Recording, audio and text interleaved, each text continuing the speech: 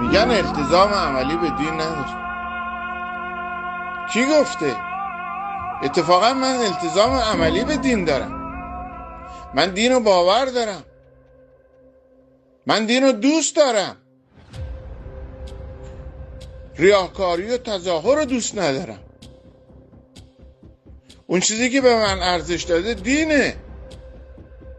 هویت من دینه. اما شما میخواید من ریاکار باشم، دروغگو باشم،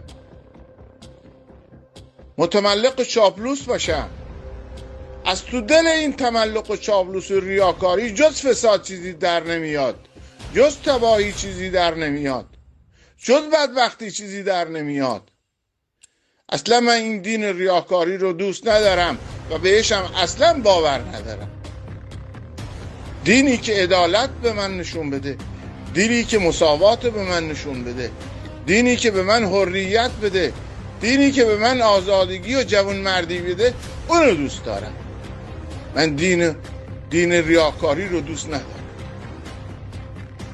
دین تملق و چاپلوسی رو دوست ندارم. اصلا از دین چیزی باقی نمونه جز یه اسکله.